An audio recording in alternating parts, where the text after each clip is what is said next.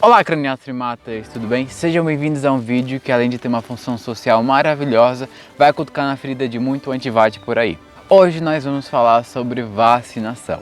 Qual é o histórico da vacinação, como ela foi criada, como ela funciona e para que ela serve, por que é tão importante você vacinar a tua família. A vacina ela foi descoberta lá no século XVIII, mais especificadamente em 1794, por um cientista chamado Edward Jenner. Esse cientista viveu numa época muito obscura no século XVIII para a Europa, porque era a época da epidemia de varíola. Varíola, que o nome científico do vírus é Orthopox vírus variolae, é um vírus que ele basicamente cria pústulas pelo todo o corpo da pessoa doente, o que não é muito agradável de se ver.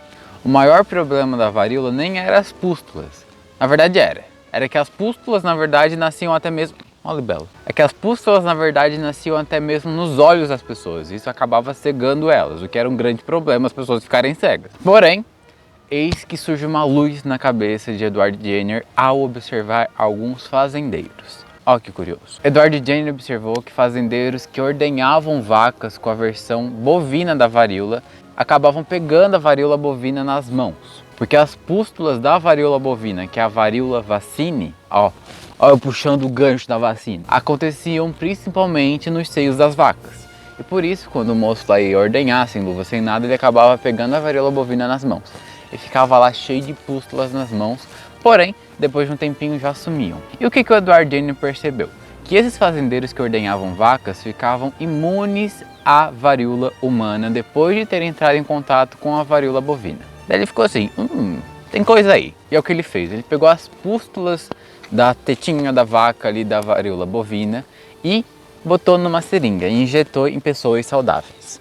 Essas pessoas saudáveis manifestaram algumas formas brandas da doença, nada muito forte, as pústulas apareceram, mas logo já sumiram.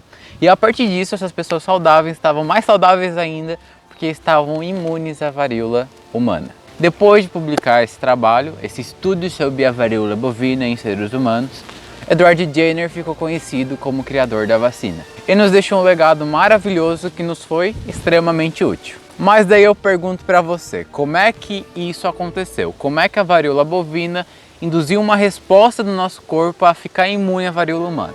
É então que vamos chegar na parte de como a vacina funciona. A vacina ela funciona por causa de uma resposta de um sistema muito importante para a gente, chamado de sistema imune. Nosso sistema imune é praticamente como se fosse um exército. Todo exército que se preze tem várias modalidades diferentes e não é diferente com o nosso exército do nosso sistema imune. No nosso exército nós temos uma marinha, um exército da terra, que eu não sei qual é o nome, e temos também uma aeronáutica. A gente também tem três modalidades básicas dentro do nosso exército do sistema imunológico, que é o macrófago, os linfócitos T e os linfócitos B. O macrófago a gente considera como a célula de linha de frente contra os antígenos. Os antígenos nada mais são do que os inimigos do nosso exército. Pode ser tanto uma substância, um veneno, qualquer coisa assim, quanto algum tipo de organismo, como uma bactéria, um fungo ou um quase-organismo, como um vírus. É o macrófago que é a primeira célula a entrar em contato com esse antígeno. E o que é o macrófago? Como tudo na biologia que existe, a gente sabe o que essa coisa é a partir do seu nome. Macro, em latim, quer dizer grande, então a gente já sabe que é uma célula grande. E fago quer dizer comer, vem de fagocitose. Então é uma célula grande que come.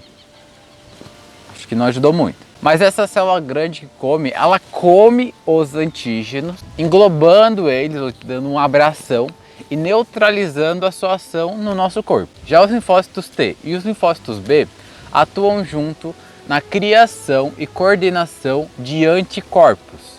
Os anticorpos são glicoproteínas, também chamadas de imoglobinas, que possuem como principal função garantir a defesa do organismo. E a criação do anticorpo só vai acontecer a partir de uma estimulação do sistema a partir da presença de um antígeno. Depois de ser produzidos, os anticorpos começam a interagir com os antígenos para poder garantir a defesa. O anticorpo vai ser meio que personalizado a partir das características presentes no antígeno, para poder então fazer a inibição daquele antígeno, que pode ser tanto vírus, uma bactéria, um fungo, um veneno, e aí vocês já sabem, né? Esse anticorpo ele pode variar de forma, né, dependendo da forma do antígeno, e o que vai variar são essas duas estruturas que ele possui, que são as cadeias pesadas e as cadeias leves. Logo na ponta da junção dessa cadeia pesada e dessa cadeia leve, nós temos o local de ligação com o antígeno, que vai ser onde ocorrerá a inibição da ação do antígeno. E a partir do momento que esses anticorpos são criados e eles aprendem a batalhar contra determinado antígeno, eles acabam adquirindo uma memória imunológica, que acaba fazendo com que a gente fique imune à doença, porque toda vez que a gente entrar em contato com o antígeno que causa a doença, a gente já vai saber combater e vai ficar ali só na paz. Isso acontece, por exemplo, quando você é criança e pega a catapora, o vírus da catapora. Seu sistema imune fica assim, porra é essa? Depois ele vai lá, estuda o que é, batalha, vê o que é que tá lá, daí depois ele vai ver, aprendi. Daí ele vai acabar com ele, você não vai ter mais as manchinhas na pele e você estará imune pro resto da vida da catapora. Essa é a forma natural de conseguir a memória imunológica. Mas temos a forma artificial, que é a vacina, que Edward Jenner fez lá em 1794. Então a vacina nada mais faz do que nos dar essa memória imunológica, que acaba salvando nossas vidas. Obrigado, Edward Jenner, e obrigado, vacina. Porque graças a você eu não morri de tétano, eu não morri de poliomielite, eu não morri de gripe, eu não morri de H1N1, né, André? E não morri de um monte de doenças que eu tenho na minha carteirinha, tudo carimbado. E eu sou muito grato à vacina por isso. É triste ver que muitas pessoas não pensam mesmo que eu, porque os dados de pessoas contaminadas e mortas por sarampo aumentam muito desde o ano retrasado, que nada mais reforça um resultado vindo de um movimento idiota e perigoso chamado de movimento anti-vacina. Por isso é importante vocês se vacinarem. Tá lá uma campanha de vacinação do governo federal. Ele não tá fazendo isso para implantar o chip da besta em você, nem dar autismo para suas crianças. Ele tá fazendo isso porque nós estamos tendo algum problema de saúde geral e comunitária que precisa ser resolvido. Por isso se tem a vacina. A vacina é uma conspiração do governo para salvar a sua vida. E depois desse sermão maravilhoso, eu vou falar para vocês os tipos de vacina existentes. Temos 3 tipos principais e um em desenvolvimento. O primeiro tipo de vacina é aquele que vai botar em você o organismo atenuado. Um organismo atenuado é um organismo enfraquecido, ou seja, é um vírus que ele tá vivo, mas não tá, ele tá tipo meia bomba. E por isso que às vezes quando você, sei lá, toma vacina na gripe, você pode estar tendo o organismo atenuado sendo colocado no seu corpo. Por isso pode ser sim que aconteça alguns sintomas. A pessoa pode sim ter febre, a pessoa pode sim ter um monte de coisa, mas não vai ter a doença. Justamente que foi colocado em você uma forma atenuada ou enfraquecida da doença. Lembra lá com o Edward Jenner, quando eu falei no começo do vídeo?